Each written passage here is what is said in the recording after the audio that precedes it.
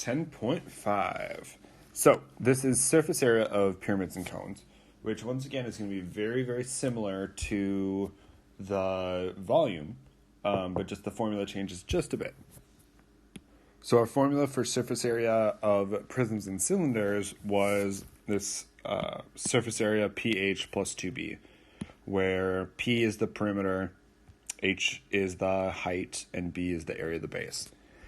This one's going to be very similar, and you can kind of see it in question number 2 here. Our surface area formula is going to be this, but because it's surface area and because it's squared, we're going to change one thing in the formula. So instead of H, instead of height of the prism, or I'm sorry, this would be a pyramid or a cone, it's going to be L, cursive L. That's not a very good one. Cursive L, and that stands for the lateral height. I mentioned it yesterday, and we'll talk about it again. And then the last thing we've got to do is we just have to divide by 2, because this is surface area, and surface area squared. So just like with volume, we divided by 3. Now we're going to divide by 2. And really the reason for that is if we look, right, we only have one base, so we want to do 2 bases divided by 2 just to get that one base. And then this one too is going to be a little bit, we just want to divide by 2 there. So if we look at this picture right here of this pyramid, you'll notice kind of here we have our H height, which is the height of the pyramid. And then on the triangle that makes the pyramid, so the side of the pyramid, that is what we call our slant height. It's also called our lateral height, which is why it's L in any formula. But we can just call it slant height. So we just gotta be careful. For volume, we need to know what height is, and for surface area, we need to know what slant height is.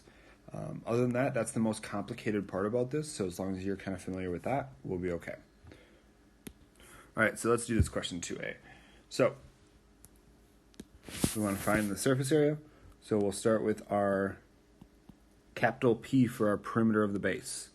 Now the base is a square because it's 20 by 20, so if I add up 20 plus 20 plus 20 plus 20, we get 80 centimeters as our perimeter. The next thing we need to know is we need to know our slant height. That's going to be the 26.9 centimeters. And then the third thing is our area of the base. So once again, our base is that square, so 20 times 20 is going to be 400 centimeters squared.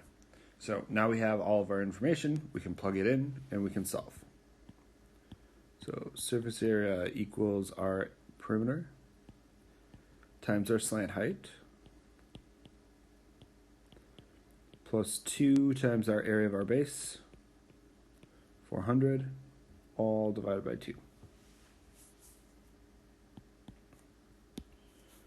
So 2,152 when I multiply that, plus 800 divided by 2.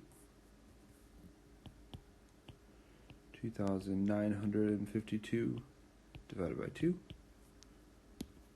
So our final answer is 1,476 centimeters, and because it is surface area, it'll be centimeters squared.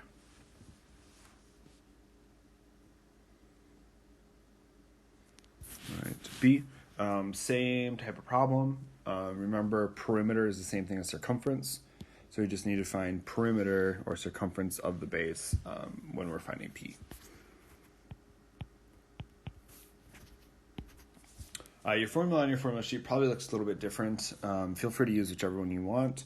Mine is just a little bit more simplistic, but both of them do the same exact thing. So circumference is 2 pi r.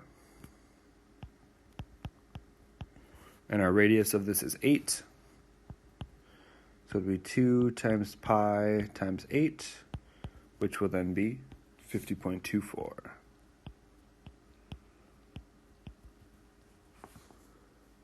Meters.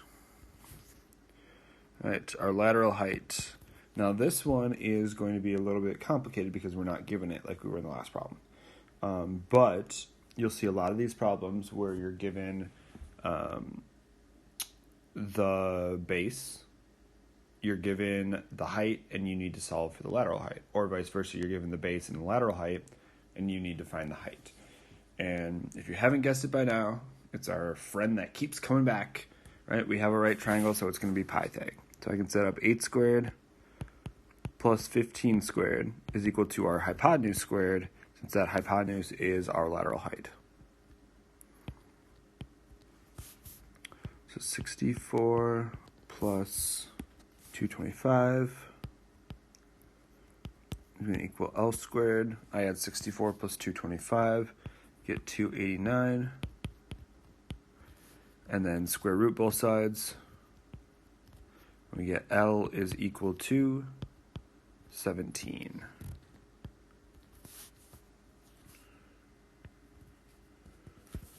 And last thing is area of the base, which, because it's a circle, our formula for this is pi r squared. So now when I solve this, we can plug in pi and 8 squared. 200.96 meters squared.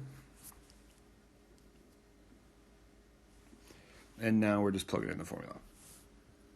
So P 50.24 times our lateral height, which is 17, plus 2 times the area of the base, 200.96, all divided by 2. When I multiply the first part, so 50.24 times 17, we get 854.08 plus 2 times 200.96, 401.92.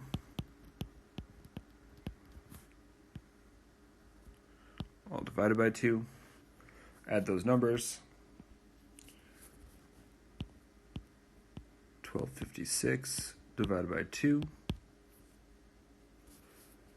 And then we get 628. So surface area is equal to 628 meters squared. All right, so this is a lot of work to do for one problem. Obviously, you can see it all. But if you break it up and you say, okay, what is my perimeter of the base first? Okay, what is my lateral height of the figure first?